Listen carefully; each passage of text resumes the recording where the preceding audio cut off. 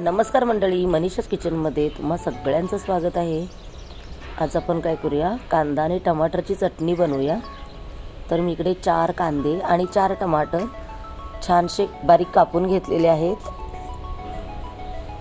आणि आता इकडे आपल्याला जसं आपल्या घरच्यांना तिखट आवडतं तर त्यानुसार मी इकडे पोपटी कलरच्या मिरच्या, ह्या जास्त तिखट नसतात, तर या मिरच्या इकडे 4 ते 5 घेतलेल्या आहेत। आणि लसणाच्या कळ्या ज्या आहेत त्या 8 ते 10 घेतलेल्या आहेत। 1 इंच आलं बारीक तुकडे करून घेतलेले आहेत आणि 1 चमचा जिरे। तर या खलबत्त्यामध्ये काय करते, बारीक क्रश करून घेते, जाडसरच आपल्याला क्रश करायचं आहे।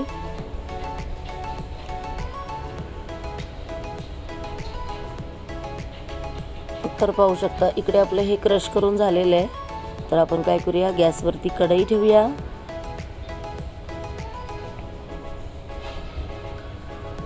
बघा जाडसर झालेलं आहे ना।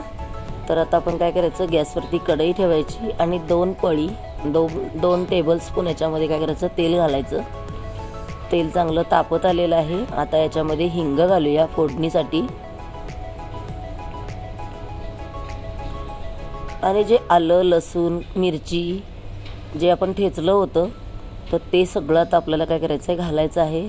जवळजवळ 2 ते 3 चमचे आहे, छोटे चमचे आहेत म्हणजे। तर हे आता आपल्याला काय करायचं आहे, मिरची आलं लसूण हे चांगलं आपल्याला परतून घ्यायचं आहे। छानसा असा गोल्डन कलर आला पाहिजे।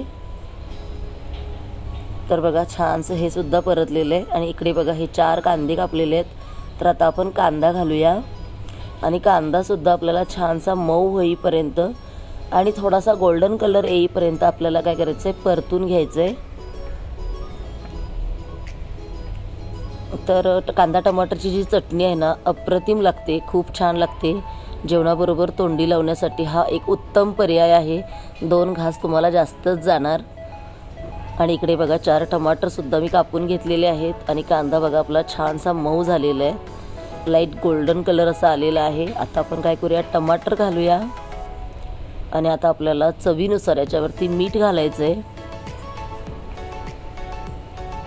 मीठ घालून आपल्याला काय करायचं आहे, कांदा टमाटर छानसं तेलामध्ये परतून घ्यायचं आहे। आणि दोन्हीही चांगलं आपल्याला मऊ होईपर्यंत परतून घ्यायचं आहे। तर चवीनुसार इथे मीठ घातलेलं आहे। आणि आता आपल्याला काय करायचं आहे, छानसं परतून घ्यायचं आहे।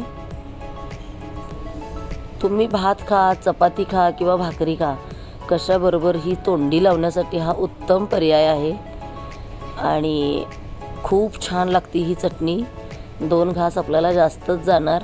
किंवा तुमच्याकडे भाजी बनवायला काय नाही आहे तरीसुद्धा तुम्ही हे बनवू शकता। चपाती भाकरीसुद्धा ह्याच्याबरोबर खाल्ली जाते।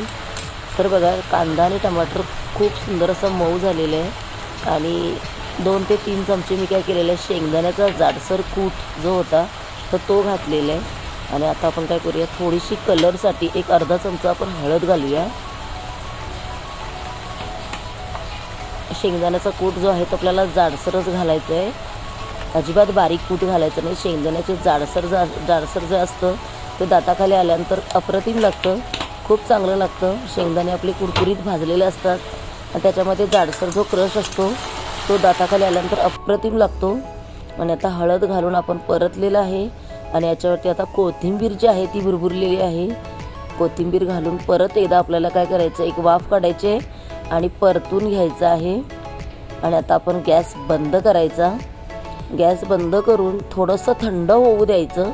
थंड झाल्यानंतर आपल्याला काय करायचं, याच्यामध्ये 1 वाटीभर दही घालायचं आहे। तर आपलं थंड झालेलं आहे आणि 1 वाटीभर होईल एवढं मी दही घातलेलं आहे।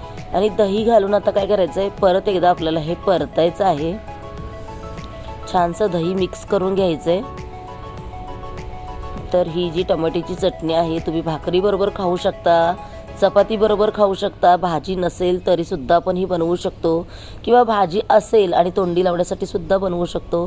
तर आपल्या चॅनलवरती जर तुम्ही नवीन असाल तर पटकन आपल्या चॅनलला सबस्क्राईब करा, बेल आयकॉन क्लिक करा, म्हणजे रोजच्या नवीन रेसिपीचं नोटिफिकेशन तुम्हाला येत राहील।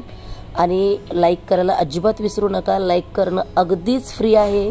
तुमच्या प्रतिक्रिया कमेंटद्वारे कळवा। आणि ही रेसिपी तुम्हाला कशी वाटली नक्की कळवा। चला तर मग, श्री स्वामी समर्थ।